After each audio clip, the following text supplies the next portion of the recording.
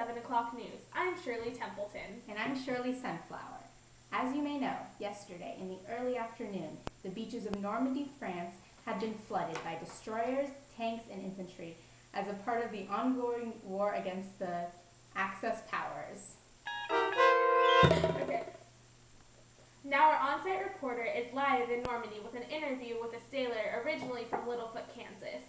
Let's take a look. We're here with Carlos Cisneros, a soldier from the Battle of D-Day. So, Carlos, when was this battle fought? About 2 weeks ago, June 6, 1944. And what side were you on? USA, And what side won? we did, but we lost a lot of people. How many people exactly did you lose? How many casualties? I like to guess about 10,000, 2,500 were dead though. And did you guys have any sort of strategy for this operation? Our strategy was to convince them we were invading from a different spot in France, but we actually went somewhere else, so we tricked them. That's very smart. And how many troops were involved in this invasion? There were 160,000 Allied, and Germany had 360,000 troops. That's a lot of troops. Who were some of your commanders for this? Eisenhower and Bradley were the U.S. commanders during this operation. And was there any sort of importance to this operation? It gave us a foothold in France so we can more easily bring down the Nazis. Okay, well that's about it for this interview. Back to you at the studio. Wow, Shirley, that surely was a devastating story. Sure was, Shirley. Now let's take a look at our wartime weather with Ronald Ruthless. All right, today the beaches of Normandy, France, there you can see on the map, and we have a upper level low pressure that's coming through.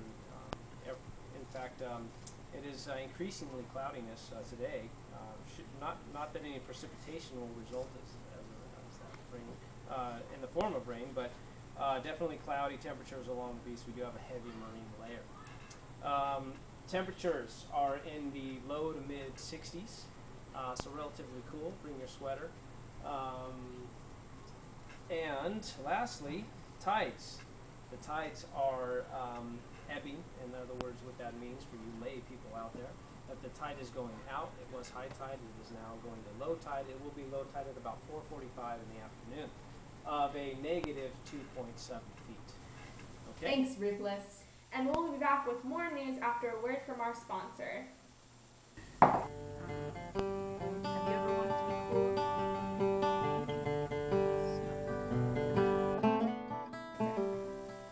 Welcome back. We have another exciting interview for you this hour.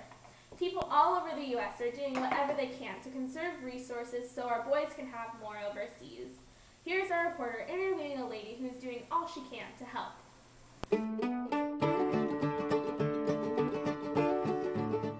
Hi, I'm Margaret Marigold, and this is just a portion of my victory garden. And this is my fruit garden. And these are my tomato plants. They're not growing quite well yet, but they're getting there. I'm here with Margaret Marigold, talking to her about her recently planted victory garden. How long ago did you plant this victory garden? I planted it about 2 months ago. Oh, and what have you grown so far? Well, vegetables, I've grown some tomatoes, cabbage, and lettuce. And I have some strawberries, and I actually planted a banana trees for all my fruits. Oh, yummy. And what has been the most positive experience during this victory garden? Just knowing that I'm helping the war effort. Good to hear. Do you know anyone who's at war right now? My best friend's son is over there right now, so we're all wishing him luck. And we wish him luck too. All right, folks, that's all we have for the newscast today. Tune in again tomorrow, and until then, stay oily!